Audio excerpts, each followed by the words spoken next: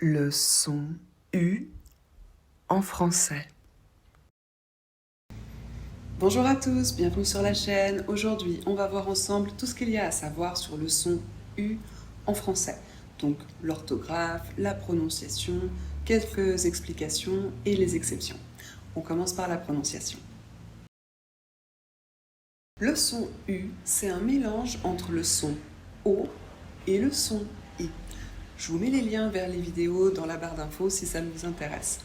Donc, on va mettre notre bouche en cercle, en avant, comme pour souffler les bougies d'un gâteau d'anniversaire.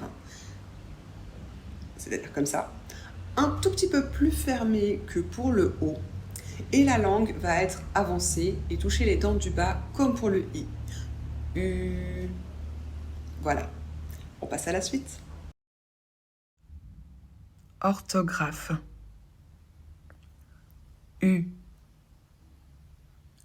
U, accent circonflexe. U, tréma. Exemple avec la lettre U. Tu, du, vu.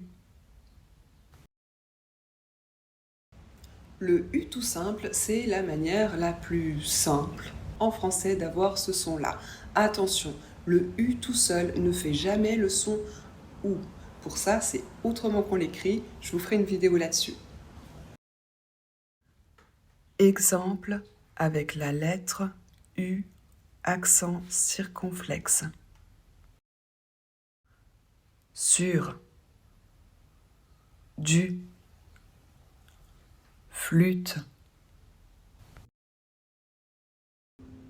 Avec le U accent circonflexe, la prononciation ne change absolument pas.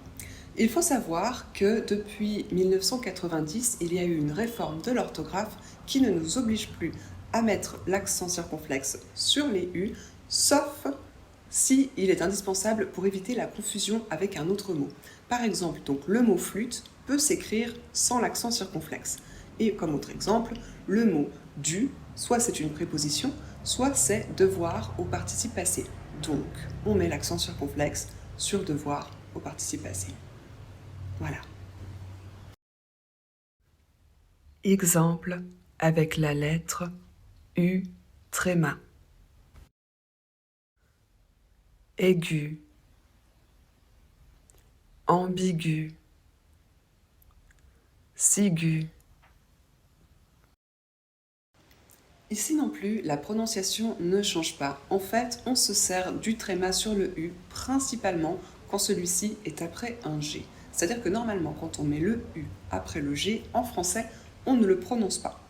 En mettant un tréma sur ce U, on indique qu'il faut le prononcer.